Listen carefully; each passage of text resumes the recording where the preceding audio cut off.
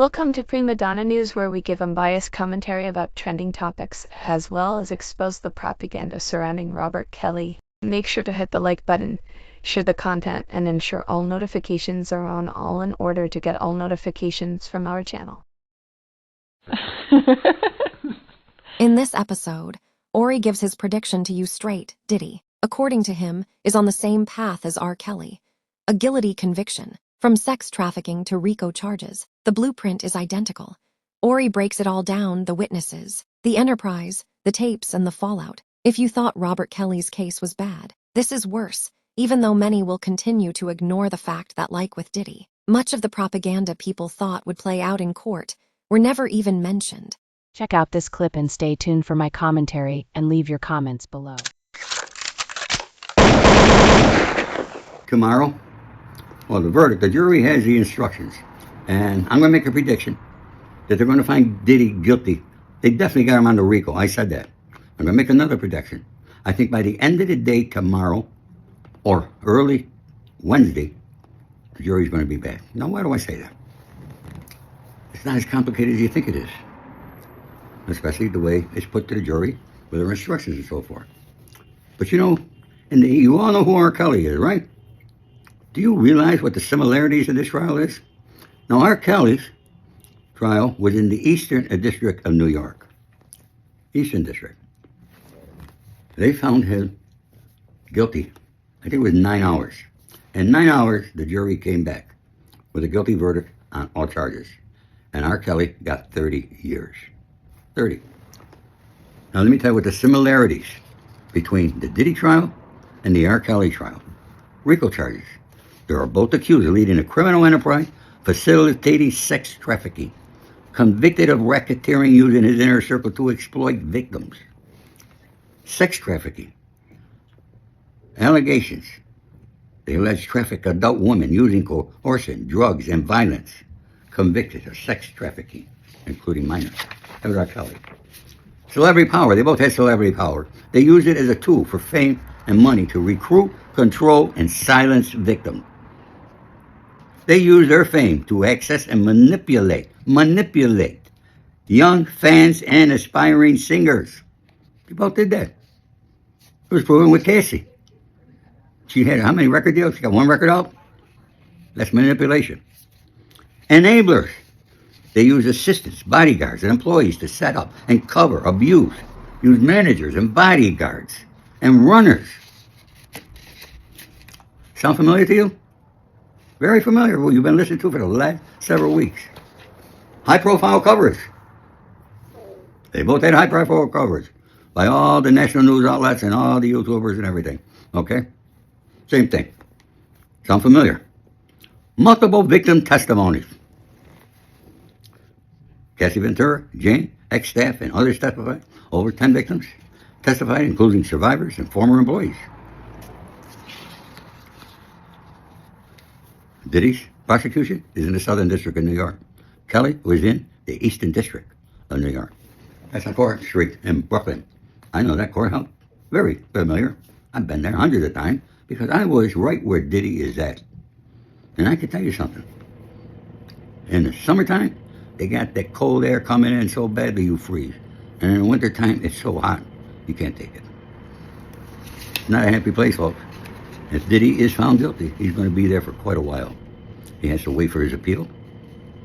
They got to wait for the pre-sentencing. First, he's got to wait for the pre-sentencing report from the probation department.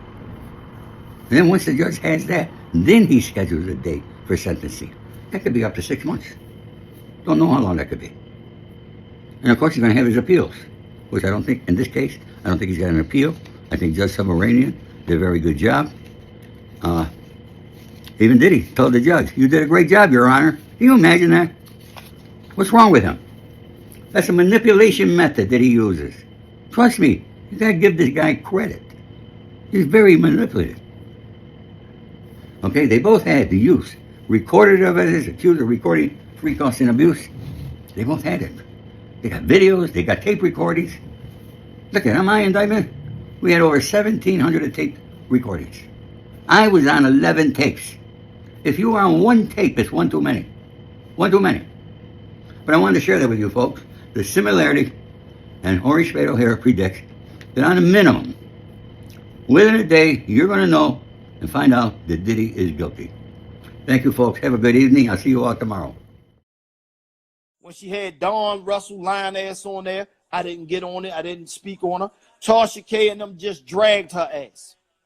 If I was to send this email over there with all this shit in there for her family, I'm talking about this is pictures I guarantee you wasn't even on the internet. Now, clearly, as people are waiting on the verdict for Diddy's trial, we have people putting out their content in which they're predicting the outcome. And it's kind of strange because, again, they're echoing some of the things that R. Kelly supporters have maintained from day one. But the difference between Diddy and R. Kelly is there wasn't an abundance of individuals inserting themselves into Diddy's case. And in fact, a lot of the propaganda that people saw dispersed about Diddy on these platforms, including minors, wasn't even mentioned in trial. And it's kind of equivalent to the fact that people still won't grasp there were no minors testifying against Robert Kelly. There were women testifying to specific events, which you may or may not believe. It's also worth mentioning that every time there's any news pertaining to Robert Kelly's case, his appeal, etc., there's always a lot of extra noise on these platforms. So I'll have to end this video on this note. It has been uncovered all of the janky things that happened that affected Robert Kelly's case. And even though the judge and other people didn't want to admit to it during his trial, now he has to wait for this conviction to be overturned and or another remedy for his behalf. Now, with that said, people are talking about the similarities between Robert Kelly and Diddy's case and skip how prosecutors told us how they formatted these cases, considering now Robert Kelly's case is now case law to be used at their whim.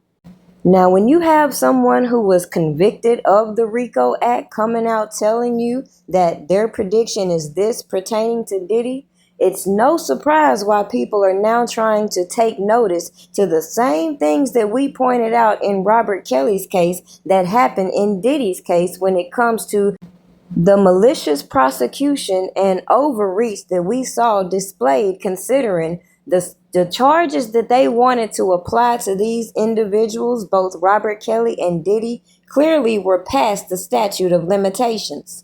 And as I said with Kells, it's not right to allow these prosecutors to abuse RICO laws because they have these cases they manufacture and can't prove without a whole lot of janky tactics being exposed later upon someone's appeal. Somebody, make this shit make sense.